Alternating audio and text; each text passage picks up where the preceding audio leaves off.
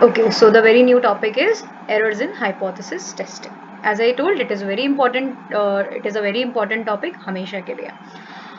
So अभी तक हमने क्या समझा? हाइपोथेसिस समझे हमने. क्या हाइपोथेसिस होता है? Hypothesis basically what is hypothesis and then what are the types of hypothesis. We have seen we have null hypothesis, alternative hypothesis, directional, non directional, associative and complex. Okay, but what if कि हमारा hypothesis, जो भी हमारा hypothesis है, अगर वो accept या reject हो रहा है बिकॉज ऑफ सो रीजन, मतलब because of any chance factor या because of any incorrect conclusion, तो फिर हमारी रिसर्च हमेशा गड़बड़ हो जाएगी. ओके, तो अब एरर्स कैसे होते हैं? या तो आपने सैम्पलिंग गलत, सैम्पलिंग का जो प्रोसीजर है वो आपका गलत ले लिया आपने. सैम्पलिंग करने का तरीका आपका गलत था. हमने फर्स्ट ईयर में थोड़ी सी सैम्पलिंग टेक्निक्स पढ़ी हैं, तो हमें पता है कि सैम्पलिंग टेक्निक्स अगर गलत हो जाएंगी तो हमारी रिसर्च में दिक्कत आएगी. ओके, डिटेल में ये आई थिंक 5th या 6th यूनिट में सैम्पलिंग और डिटेल में हम करेंगे. ठीक है, एक तो हो गया सैम्पलिंग में आपने गलती करी, या तो आपने डेटा कलेक्शन मेथड में गलती करी. ओके, या तो आपने रिसर्च का जो स्टडी डिजाइन आपको सिलेक्ट करना था वो आपने फॉल्टी लिया. ओके, या तो आपने सही टूल्स यूज नहीं करे, आपने सही स्टैटिस्टिकल मेथड्स यूज नहीं करे, आपने सही टेस्ट यूज नहीं करे. ठीक है ना? फिर देन लास्ट में क्या कि कंक्लूजन्स आपने गलत लिए, आपका जो रिजल्ट आया वो गलत आ जाएगा इन सारे डिसीजंस की वजह से, इन सारी गलतियों की वजह से. ओके, तो ये कॉमन एरर्स हैं. तो ये एरर्स होते हैं, इनको नाम दिया गया है which is type 1 error, type 2 error. Type 1 error को हम कहते हैं alpha error. What do we say? Type 1 error is alpha error and type 2 is beta error. Okay, अब ये टेबल बाद में एक्सप्लेन करेंगे. Let us first start with example. अब देखो होता क्या है टाइप 1 एरर में. एक second, let me right it.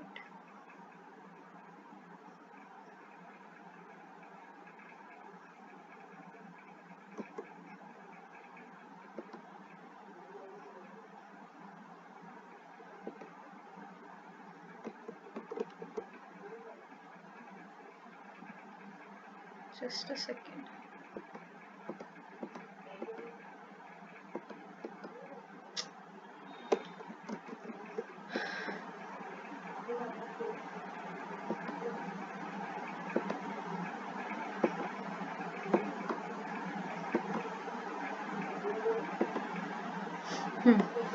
So type 1 error. Let's first talk about type 1 error. अब देखो टाइप 1 एरर, मैं एक रिसर्चर हूँ, मैं एक रिसर्च कर रही हूँ. ठीक है, लेट्स नॉट से कि मैं एक रिसर्चर हूँ, मैं इतनी बड़ी गलती नहीं करूँगी. लेट्स से कोई XYZ रिसर्चर है, रिसर्चर XYZ है, ये एक रिसर्चर है, इनका नाम है XYZ रिसर्चर. अब ये स्टडी कर रहे हैं कि लाफिंग जो है, आई थिंक ये एग्जाम्पल मैं पहले भी दे चुकी हूँ. जो फर्स्ट ईयर के स्टूडेंट्स होंगे उन्हें शायद पता होगा ये. लाफिंग, जितना ज्यादा लाफिंग होती है उतना ज्यादा लाइफस्टाइल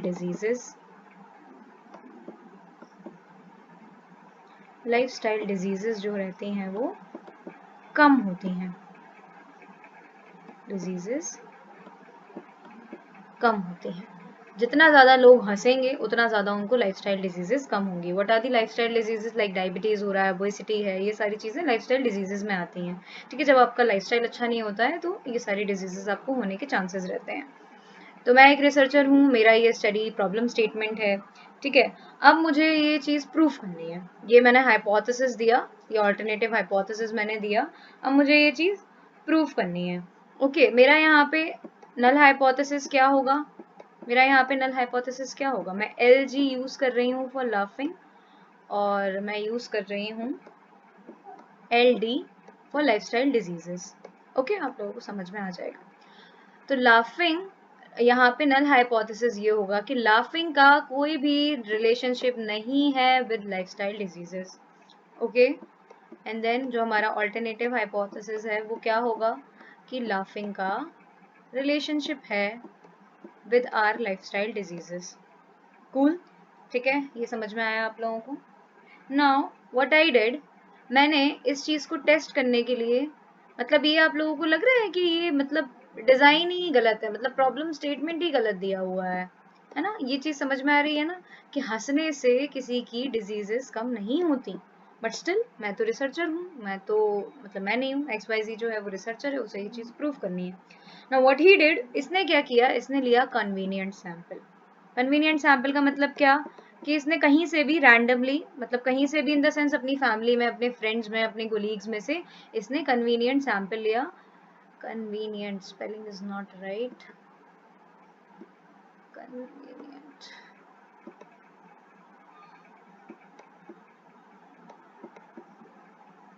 कन्वीनियंट सैम्पलिंग इसने करी, जिससे आपको समझ में आ गया होगा व्हाट इज कन्वीनियंट सैंपल। तो कन्वीनियंट सैंपल इसने चूज किया 30 लोगों का, एंड रिप्रेजेंट्स आपका साइज जितना भी है, नंबर ऑफ पॉपुलेशन। तो ये इसने 30n लिया, 30 सैंपल साइज लिया, और इसने क्या किया, इसने इसने क्या किया, इनको दिया जैसे मान के चलो 15 डेज, 15 डेज 2 घंटे, 2 घंटे इनको 2 आवर्स एक कोई शो दिखा दिया, कब कोई कॉमेडी शो दिखा दिया, 2 घंटे 15 डेज कंटिन्यूसली एक कॉमेडी शो दिखाया, मतलब रोज के 2 घंटे वो लोग हंसेंगे, ठीक है, 30 लोग, जिसके ऊपर ये सैम्पल साइज जो है हमारा कॉमेडी शो कपिल शर्मा का दिखा दिया, या कोई लाफ्टर क्लब या कुछ भी। ओके, अब इसने क्या किया, आफ्टर 30 डेज, या sorry after 15 days, after 15 days इसने टेस्ट किया। अब इसने टेस्ट किया रिसर्चर ने कि क्या इन लोगों को लाइफस्टाइल डिजीजेस है या नहीं है, ठीक है। इन लोगों को 30 लोगों का जो इसने सैंपल लिया, एंड देन ही फाउंड कि जितना मैंने जो सैंपल लिया था, इन लोगों को किसी को भी लाइफस्टाइल डिजीज नहीं है, लाइफस्टाइल डिजीज जो है वो नहीं है। क्यों नहीं है, क्योंकि देवर लाफिंग, क्योंकि देवर लाफिंग 15 दिन तक ये हंसे हैं सिर्फ, इसलिए इनको कोई भी लाइफस्टाइल डिजीज नहीं है। Now what do you think, क्या ये रिसर्च रिलायबल है, क्या ये रिसर्च ट्रस्टवर्दी है? What do you guys think, अब आप लोग मुझे बताओ। No right, why, what is the reason?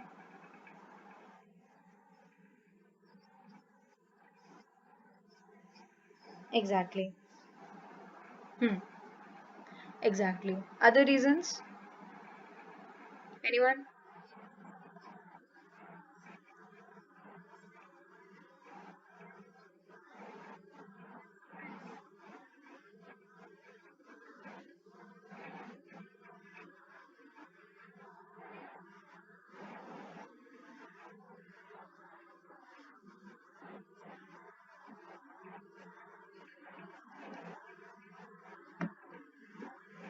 Hmm,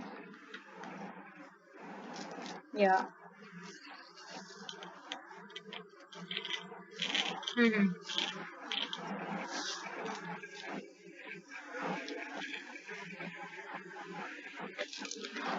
hmm,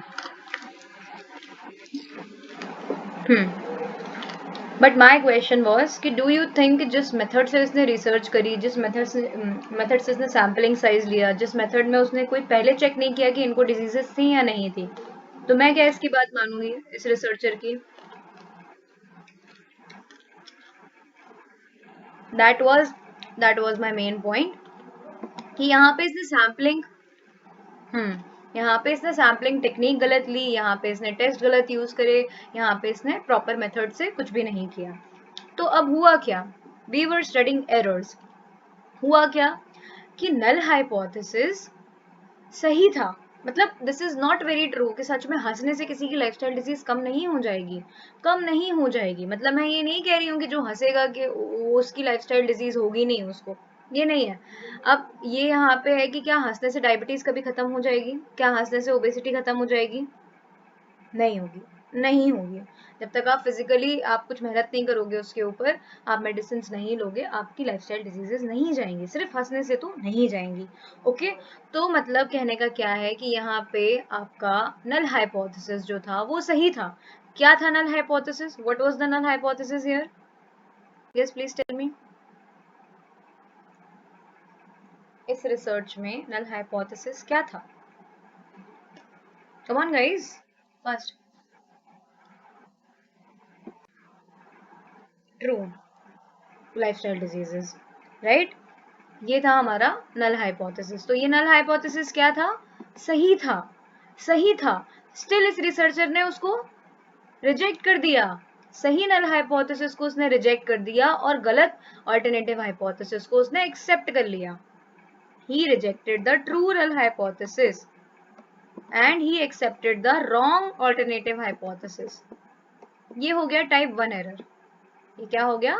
type 1 error हो गया, जहां पे सही नल हाइपोथेसिस को, नल हाइपोथेसिस सही था, स्टिल आपने उसको रिजेक्ट कर दिया, तो ये हो गया आपका type 1 error.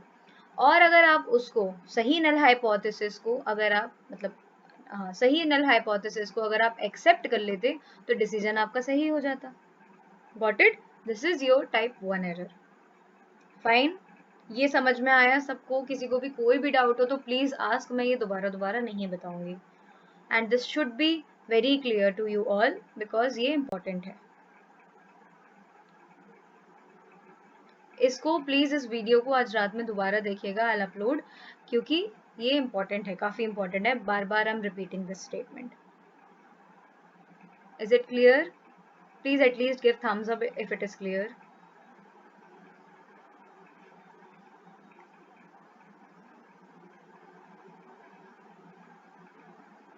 What about others? Clear है सबको? कौशल मैम,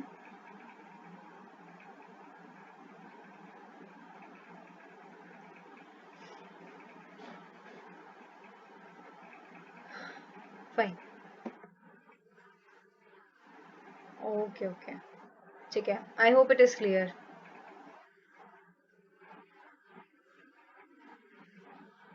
ओके, तो you have to see the recordings, क्योंकि ये फर्स्ट ईयर के स्टैटिस्टिक्स में भी है ये सारी चीजें, तो आपको ये एक बार पढ़ना पड़ेगा.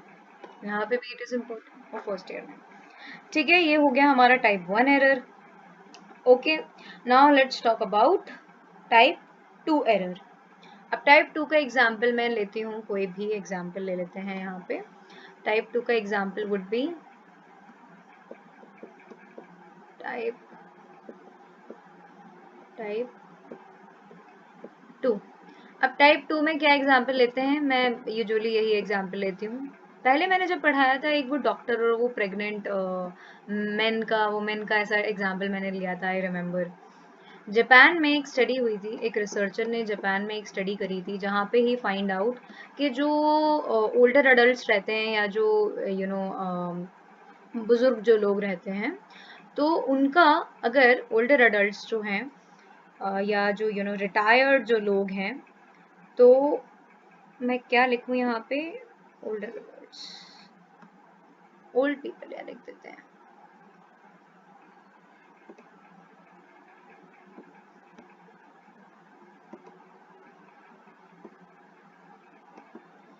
ओल्ड पीपल, ठीक है.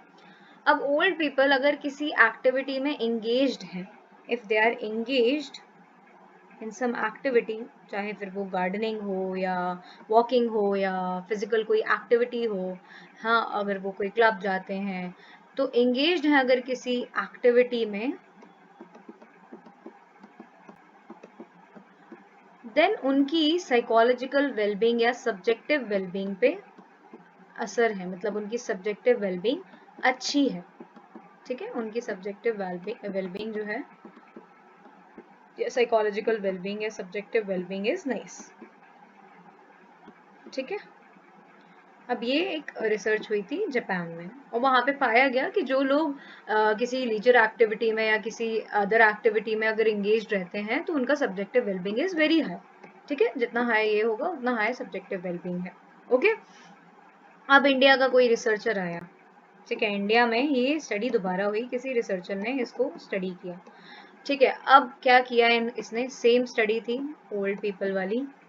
ठीक है, बट सैंपल इसने कहाँ से लिया? सैंपल जो इसने लिया, इस रिसर्चर ने, वो इसने क्या किया कि जो एक्चुअली में जो बुजुर्ग लोग हैं जो काम कर रहे हैं, जो मजदूर हैं, ठीक है, जो मजदूर हैं या जो आपके ऑटो ड्राइवर्स हैं, मतलब जो बेसिकली उनको नहीं करना है वो काम, स्टिल वो काम वो कर रहे हैं.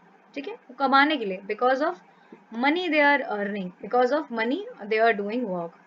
Money, reason was money.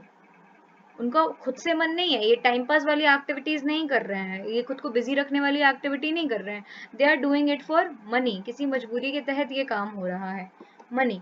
अब इसने सैंपल यहाँ से उठाया, ठीक है, सैंपल इसने इन लोगों का उठाया। अब अगेन नल और ऑल्टरनेट स्टेट कर देते हैं। नल और ऑल्टरनेट क्या होगा यहाँ पे, यहाँ पे होगा null hypothesis engaged in activity, population क्या है वो आपको पता है, engaged in activity,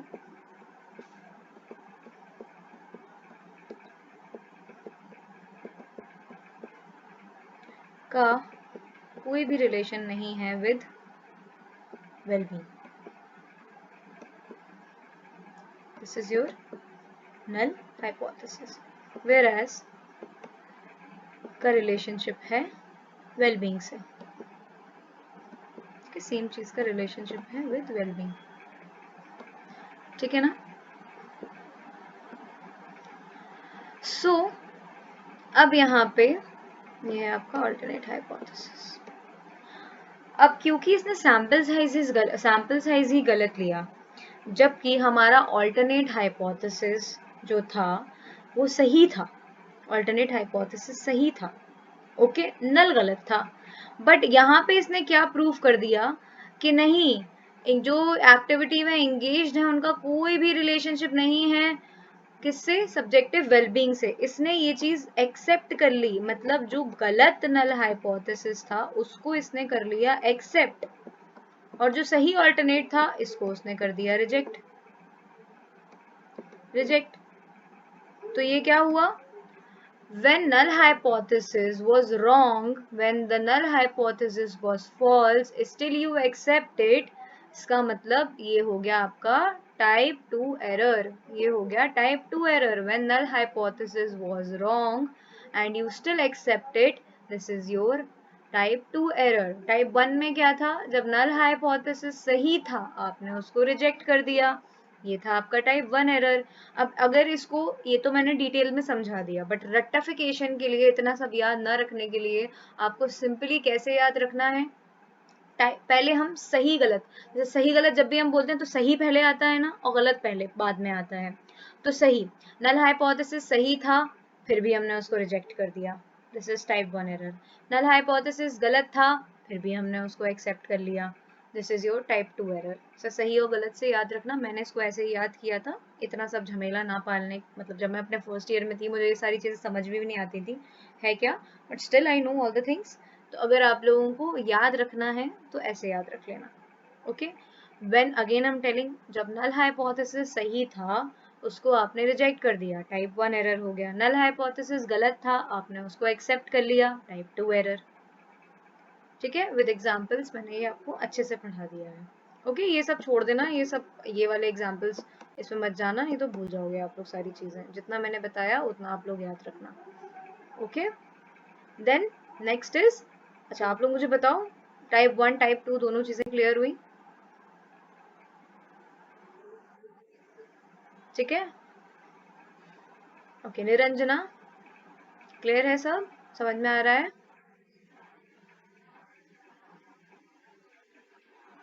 हाँ लिखो लिखो। आपका नल हाइपोथेसिस सही था,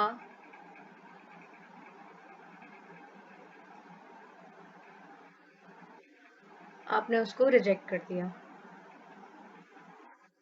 ये टाइप 1 एरर हो गया। आपका नल हाइपोथेसिस गलत था, आपने उसको एक्सेप्ट कर लिया, ये टाइप 2 एरर हो गया, ठीक है ना। ठीक है, ये आपके type 1 type error, very important, याद रखना है इसको आप लोग विद एग्जांपल्स, यही वाले एग्जांपल से याद रखना तो हमेशा याद रहेंगे। Then next we have random और कांस्टेंट एरर्स। तो रैंडम और कॉन्स्टेंट्स में क्या है, there are also a kind of measurement और ऑब्जर्वेशनल एरर। क्या है ये, मेजरमेंट में आपने कोई प्रॉब्लम करी, ऑब्जर्वेशनल एरर्स है ये which take place either due to some defect और बाय चांस, किसी चांस फैक्टर की वजह से ये एरर्स आ जाते हैं। अगर मेजरमेंट में एरर आ रहा है तो क्या होगा, वो रैंडम एरर है, ओके। जहाँ पे आपकी जो वैल्यूज हैं वो इनकंसिस्टेंट है, आप बार बार एक ही चीज को अगर मेजर कर रहे हो पर वैल्यूज डिफरेंट आ रही हैं, ठीक है ना। जो भी वैल्यूज हमें मिल रही हैं, जो भी हमारा रिसर्च का टॉपिक है उसमें जो भी आपने कैलकुलेट किया, जो भी डेटा आया उसमें जो भी वैल्यूज आई, अगर आप बार बार सेम टॉपिक पे रिसर्च कर रहे हो, अगर बार बार में अलग अलग वैल्यूज आ रही हैं, तो ये आपका हो जाएगा रैंडम एरर। ओके, देन आपका इट अकर्स ड्यू टू, एक second, this is called random error. But when the observational values are inconsistent in repeated measurement of a constant attribute or quantity, it occurs due to chance factor. Systematic or constant errors are the errors that occurs due to inaccuracy involving the measurement or observation process. That may due to the defected apparatus. हाँ, यहाँ पे आपने tools गलत use करे, आपने apparatus जो लिया वो गलत use किया, ठीक है ना। तो ये आपका, आपने ऑब्जर्वेशन ही गलत करी। एक तो हो रहा है कि बार बार हम रिपीटेड मेजर्स में गलत जो एरर्स आ रहे हैं वो रैंडम एरर हो गए, बट आपने टूल्स ही गलत इस्तेमाल किया, अपैरेटस गलत इस्तेमाल किया, इनएक्यूरेटली ऑब्जर्वेशन करी, तो वो आपका हो जाएगा कांस्टेंट एरर, ठीक है। They are not result of chance factor, ये आप खुद से कर रहे हो, ये आपकी खुद की गलती है, ओके, तो वो चांस फैक्टर में नहीं आएगा। सो ये रैंडम और कांस्टेंट एरर्स हैं, बट यहाँ पे इंपॉर्टेंट टाइप 1 टाइप 2 एरर था, वो आप लोग अच्छे से याद रखना, ठीक है। सो यहाँ पे आपका सेकेंड यूनिट कंप्लीट होता है।